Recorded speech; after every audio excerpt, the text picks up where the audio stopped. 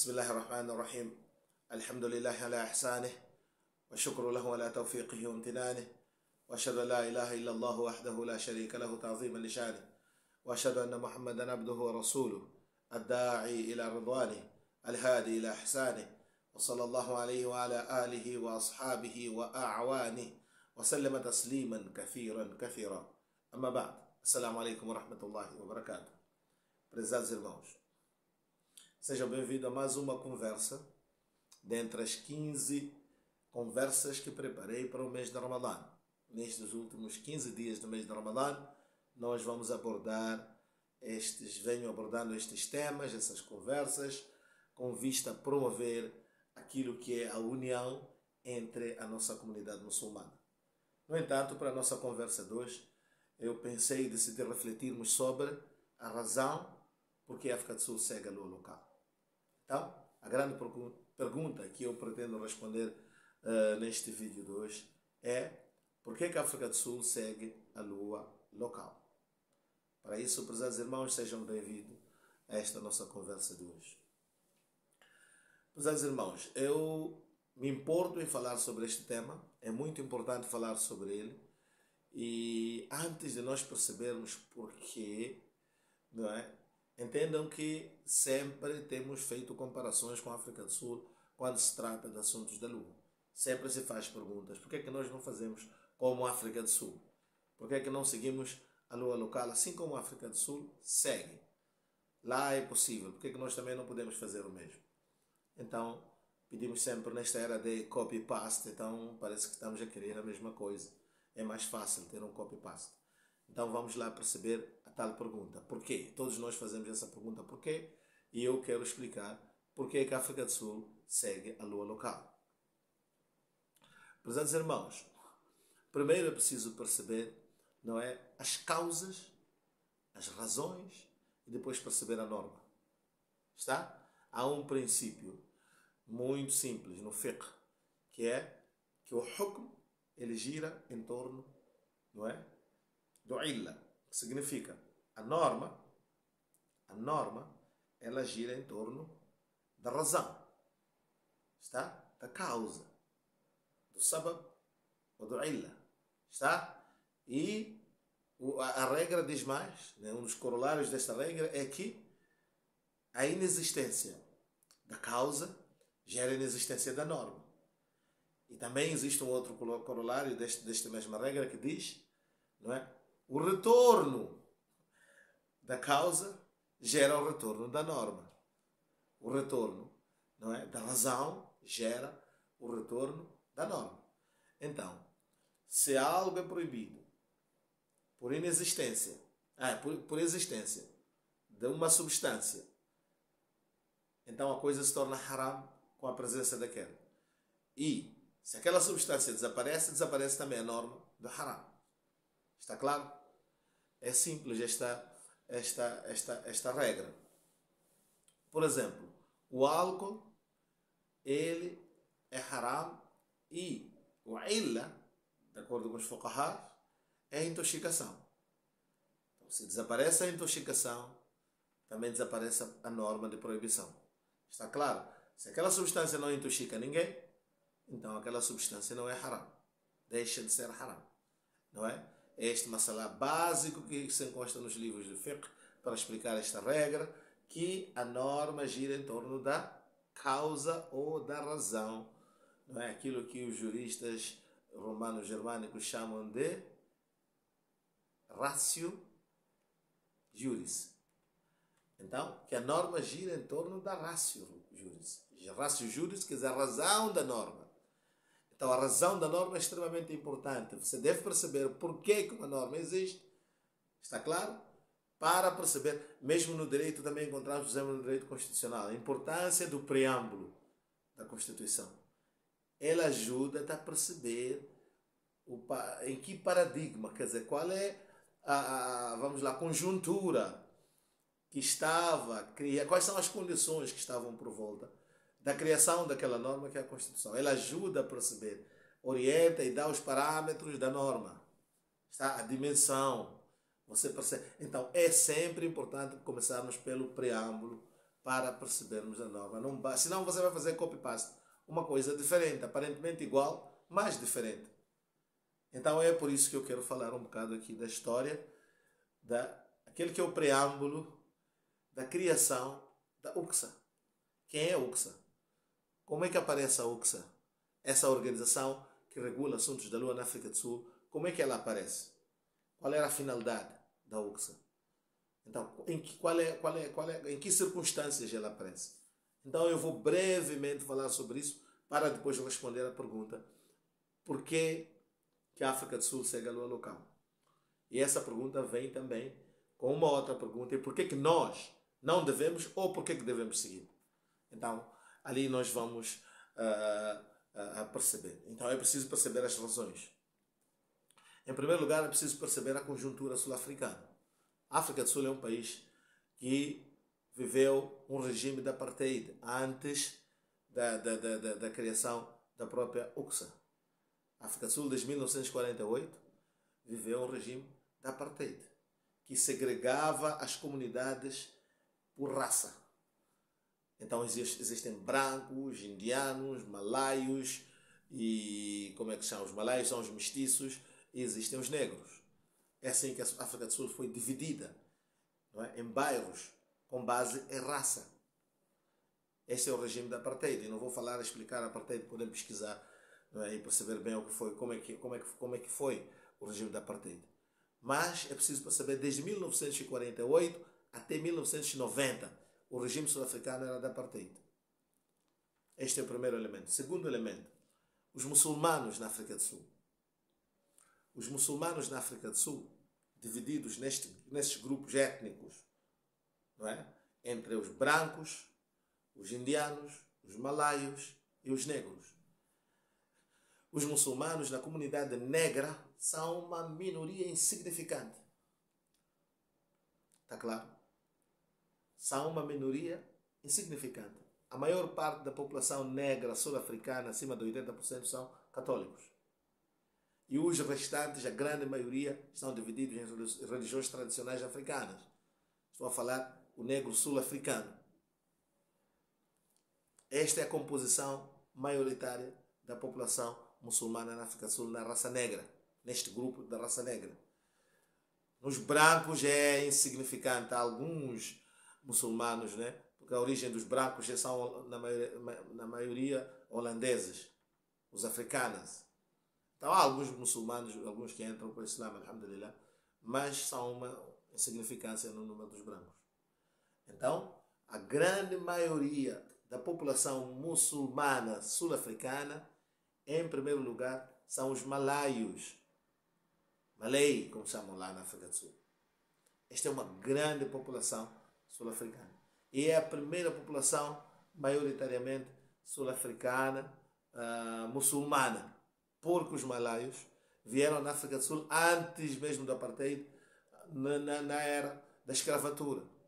Vieram como escravos para trabalhar nas indústrias, não é? de mineiras, assim como nas plantações de cana-de-açúcar. É assim que vieram, vindo da Indonésia e Malásia, principalmente. Então, estas populações são a grande maioria da população muçulmana na África do Sul. Então, e se espalharam por várias cidades, dentre as quais Eastern Cape, Cape Town e muitas outras cidades da África do Sul. Estão até em Johannesburg, em alguns lados, em Durban também, tem uma grande população deles lá. Então, este é o maior grupo de muçulmanos na África do Sul, depois é seguido por indianos. E os indianos vieram, na sua maioria, depois de 1948. Vindo também já fazer comércio e também para trabalhar dentro daquelas que são as indústrias e tudo mais. Na sua maioria, a grande maioria deles vieram já com empresas também holandesas que contratavam indianos para trabalharem nas plantações de cana-de-açúcar, em áreas administrativas, entre outras. Dito isto, por que é que eu estou a fazer essa introdução? Só para perceber que desde 1948 essas comunidades com o regime da apartheid viviam isoladas em seus próprios grupos étnicos, na sua raça. Viviam malaios só com malaios, em bairros de malaios, indianos só com indianos nos bairros de indianos. E os brancos nos seus bairros e os negros também. Isso é sabido em relação à África do Sul. Então é preciso ter isto em mente antes de adentrarmos nessa questão, antes de aprofundarmos esta questão. Ok, dito isto, o que acontece é que em 1990, depois de muita pressão, não vou falar e descrever o que foi o regime da apartheid, mas em 1990 o próprio regime começa a sentir a necessidade de negociar, não é, uma reconciliação, não é, uma paz. E em 1994 temos na África do Sul um acordo, as primeiras eleições, não é, em que a ANC vence as eleições. Está claro? Portanto, meus caros irmãos, durante o período antes do apartheid, aliás, antes do fim do apartheid, antes da ANC, antes das primeiras eleições sul-africanas, as comunidades muçulmanas, cada uma vivia nas suas próprias comunidades. Então, cada um, em relação à lua, que é a nossa questão aqui, cada uma praticava de acordo com a sua própria convicção. Os malaios, que são uma grande maioria na África do Sul, na comunidade muçulmana, seguiam praticamente as organizações principais estavam em Cape Town, porque eles de Cape Town é que se espalharam pelo resto do país.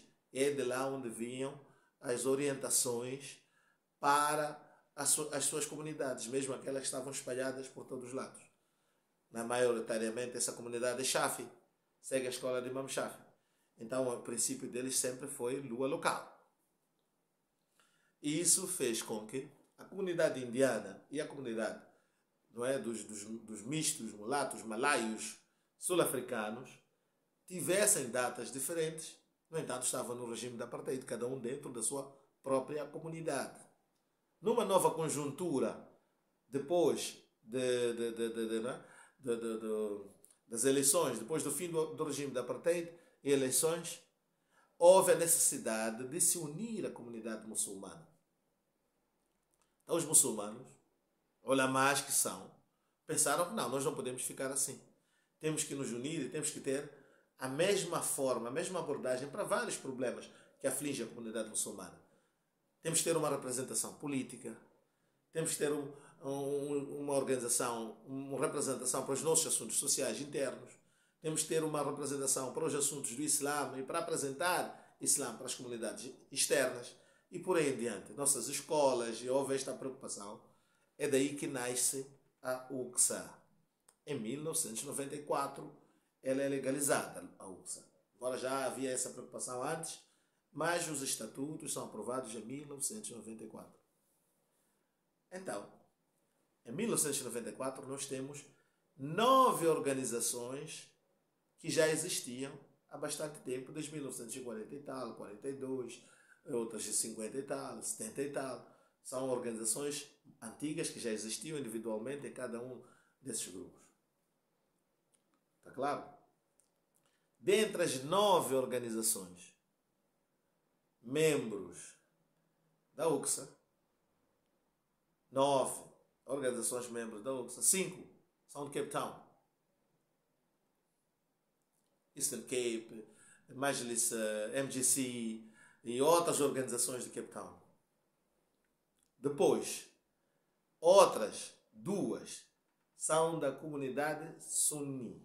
Sunni, aqueles que nós chamamos de Bareilles. 2 são Jamiat Ulama KwaZulu-Natal e Jamiat Ulama Transvaal. Não, é Jamiat Ulama Transvaal e Gauteng, Johannesburg. Então, prezados irmãos, essas 2 organizações, Jamiat Ulama, são as que poderiam, querendo, seguindo o seu princípio de Madhab da Lua universal, poderiam seguir a Arábia Saudita, de acordo com as regras do seu Madhab. Poderiam seguir, não tem nenhum impedimento ideológico ou impedimento de fiqh jurídico. Não tem. As 2 organizações que é Sunni, estas, nós sabemos que por tradição os Bareilles não seguem sauditas. Está claro? Tem impedimento ideológico. O que eu estou a dizer é isso. tem um impedimento ideológico. Quem não tem um impedimento ideológico é o Jamiat Ulama. Não tem um impedimento ideológico, não vai encontrar nenhuma justificativa para tal, jurídica, no fiqh, nem no ideológico, não existe. O impedimento que existe para os barelhos. Esses sim, porque não seguem os sauditas, consideram os sauditas de kufar ou kafir, ou tem uma série de coisas que eles chamam, não é? Chamam de há uns termos que não interessa agora nesta questão, nessa nossa discussão. Então, e as 5 organizações são de Cape Town, maioritariamente malaios. E estas organizações são, não é, chafes. Provavelmente acho que as 4, pelo menos, dessas 5 organizações são chafes. Se a memória não me falha.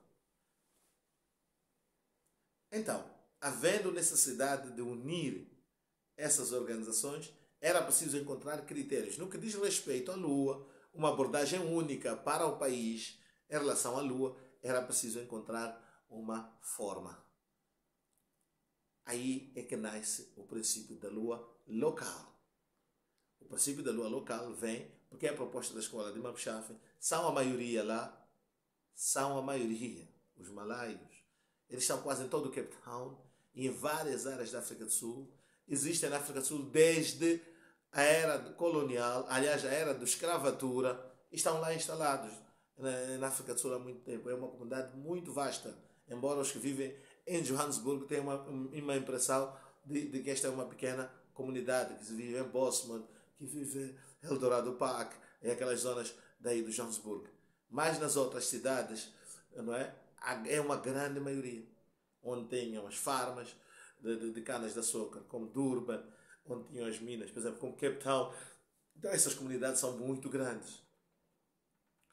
Jamiat Ulama, como tinha uma visão de criar uma união, porque tinha uma finalidade maior, aceitaram que se estabelecesse um critério, um acordo na questão da Lua, que fosse na base da escola de Imam Shafi. Porque assim, também seria do interesse dos sunis que estão lá, que não seguem Saudia porque eles têm problemas ideológicos. Também seria do interesse da escola, que as 5 organizações quase que são da escola de Imam Shafi. E, no entanto, a escola de Ahnaf, os fuqahás, os seguidores de Imam Abu Hanifa, disseram o seguinte: olha, dentro da nossa escola, ainda que não é a escola, ainda que não é a posição oficial da escola de Imam Abu Hanifa, no entanto, nós encontramos essa discussão também, essa abertura, de acordo com certos ulamás, com certos fuqahás, que não é o posicionamento oficial do madhab. Mas nós não vamos estar a sair completamente, porque este posicionamento, mesmo dentro do nosso madhab, há alguns fuqahás, e isso é verdade, que também falam dessa questão, embora não é essa a posição oficial da escola de Imam Abu Hanifa, mas há alguns fuqahás que falam. Então, no intuito de alcançarmos um bem maior, que é esta união em termos de só em um dia, vale a pena sacrificar essa questão da lua universal e nós adotarmos o nosso princípio da lua local. É por isso que mesmo até hoje, os muftis sul-africanos, quando perguntados sobre essa questão, qual é o posicionamento da escola de Imam Abu Hanifa, nunca mentem, falam sempre a verdade, explicam com rigor shari. Que é o princípio da escola de Imam Abu Hanifa, é o princípio da lua universal. Então isso nunca é discutido por ninguém. Então a escola Imam Shafi, a UCSA, que é esta grande organização, e é preciso ir ler, eu tinha até aqui, mas senão o meu vídeo vai ficar muito longo, preparei até o preâmbulo tão lindo, onde referem quais são os versículos do Corão, todos eles falam sobre a união. واعتصموا بحبل الله جميعا ولا تفرقوا إن هذه أمتكم أمة واحدة. Esses versículos eu tenho repetido aqui constantemente. Todos esses versículos mencionam ainda mais o hadith que menciona que os muçulmanos são como um só corpo. Quando um membro sofre, não é, adoece, todo o corpo fica febril. Hadith do profeta sallallahu alaihi wasallam. Nós ouvimos constantemente estes hadiths, não é? Então, estes são os fundamentos que levaram ainda, e termina o preâmbulo com uma palavra muito bonita. Devemos evitar, esta é a última frase do preâmbulo, da UCSA, da criação da UCSA. Evitar, ok? A intolerância e o dogmatismo. Sabe o que é dogmatismo? Apegar-se até as últimas consequências em princípios, mesmo assim dividindo a uma, criando divergência. Isso é dogmatismo. Nós devemos evitar dogmatismo. É por isso que eles sacrificaram, até os Ahnaf neste caso, os princípios da sua escola, evitando dogmatismo, e aceitaram os princípios da escola de Imam Shafi'i. Com vista a quê? Alcançaram uma união. E fizeram com sucesso. Durante todos esses anos na África do Sul, sempre vinham seguindo mesmo. É por isso que nós temos e sempre respeitamos esta tendência da África do Sul. Respeitamos. Sempre temos dito, eu tenho dito nos meus áudios, que até quando eles negam a lua de Moçambique, tem razão. Tem razão porque eles têm uma regra, um acordo que visa salvaguardar um interesse maior, a união do país deles. Vamos para a nossa realidade em Moçambique. Os irmãos vão para lá na África do Sul, querem fazer copy-paste. Vir aplicar o mesmo sistema. Não, lá tem lua local, vem aplicar a lua local aqui. Não levam o ideal, levam apenas a forma, está claro? Ele vê a forma lá, lua local aqui. Esta é falta de capacidade de raciocinar. Não raciocinam o quê? Illa. A causa. Tá? A causa. Lá, naquele país, a causa de adotar-se a lua local é a união. E aqui, a lua local divide. Não cria união. Divide. Aqui, não temos malaios, capetonianos, não temos esses malesianos ou indonésios. Não temos aqui em Moçambique. Está claro? Não temos essa situação da África do Sul, onde a maioria prefere seguir a escola o madhab da escola de Imam Shafi'i. Não temos essa situação. Muito pelo contrário. A maioria aqui são Ahnaf, não é? E os outros que não são Ahnaf seguem Imam Malik, Imam Ahmad bin Hanbal ou outras formas de seguir o coisa. São estudantes, outros são formados na Arábia Saudita. E o critério que nos une aqui é o princípio da lua universal. Então, não é seguir as cegas, é seguir a ratio. Qual é a analogia? Qual é a ratio juris, como diriam os juristas, não é? do ramo romano-germano? Ratio, a razão da norma. Lá. Illatul hukm. Tá? Illatul hukm. Ali, a ideia na África do Sul foi até sacrificar o seu mazhab e seguir a lua local com vista a alcançar uma união. Aqui, no nosso território, em Moçambique, podemos alcançar a união com a lua universal, não apenas imitando aquela forma. Esta é a primeira questão. A segunda questão, que é mais caricata, pesados irmãos, infelizmente vou mencionar. Não só tentam imitar o Jamiatul Ulama, o UCSA, como está a funcionar lá, e o princípio da lua local sul-africana. Chegam ao ponto de querer imitar até a aparência. Porque se você for para Jamiatul Ulama, por exemplo, você vai encontrar lá indianos apenas. Está claro? E alguns pensam que queremos limitar isso aqui em Moçambique. É verdade, o que estou a falar é verdade. Tem pessoas que fazem isso. Lá na África do Sul, quando vai para Jamiatul Ulama, vai encontrar indianos apenas. Jamiatul Ulama. Ok, mais grandes, vamos 99,9%. Não sei se existe alguém que não seja da raça indiana dentro do Jamiatul Ulama. Quer no Gauteng, quer na África, no Durban. Está dito isso? Ok. Mas isto na África do Sul não é por vontade própria. Ninguém escolheu isso. Isso é uma conjuntura. Eles são assim por causa da apartheid, é fruto da apartheid. Não existe nenhum artigo dentro da organização ou uma regra que diz que não admitimos pessoas de outra raça. Está claro? Aqui tentam copiar aquela forma, excluindo maior parte da comunidade muçulmana que não são da raça indiana. Nós estamos a perceber aqui o dilema. Aqui em Moçambique, a maioria, nós não temos uma situação de segregação racial em Moçambique. Então aqui você vai ter que fazer takalufan, como dizem, criar um cenário desse onde não existe. Então começamos a ter confusão e problemas, exclusão. Tem que tirar álimo, está aquele álimo não pode estar, aquele álimo não pode estar. Fazemos coisas caricatas que não acontecem na África do Sul. Você nunca há de ver no Jamiatul Ulama uma preocupação de excluir alguém com base em raça. Muito pelo contrário. Na África do Sul. Aliás, os sul-africanos tentaram evitar essa imagem de racismo para o Islã e uniram-se, aceitaram seguir a lua local para não deixar essa impressão. Aqui em Moçambique temos álibs, infelizmente eu vou dizer isso, que até dizem, não importa se nós ficarmos separados. Na África do Sul não fizeram isso. Na África do Sul fizeram o inverso. Nós não queremos estar separados. Vai ler o preâmbulo da UCSA, está na internet, é só escrever UCSA, há de ver o site da UCSA e lê o que está escrito lá. Então, se for para fazer uma cópia, que seja uma cópia fiel, tá? Não uma cópia barata e mal feita. E é esta situação que nós temos aqui em Moçambique.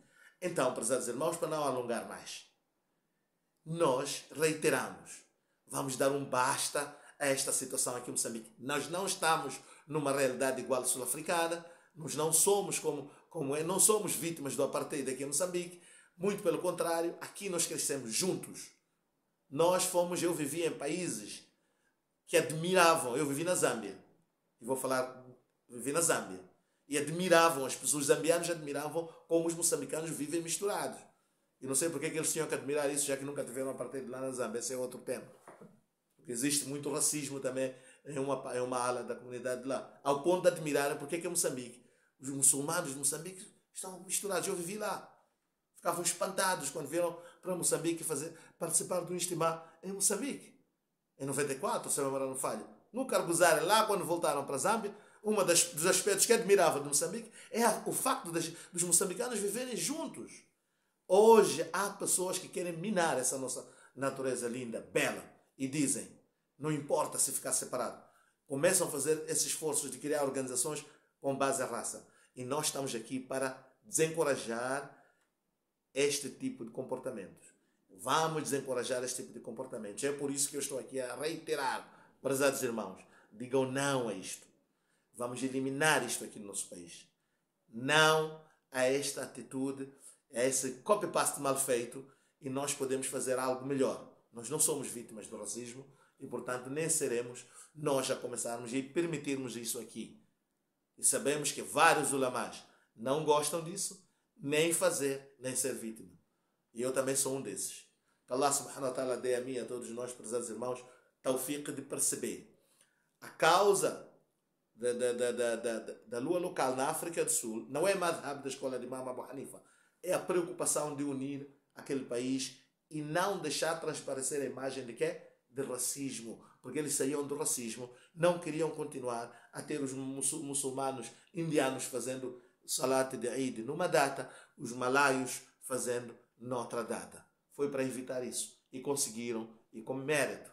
Wa akhiru da'wana alhamdulillahi rabbil alamin.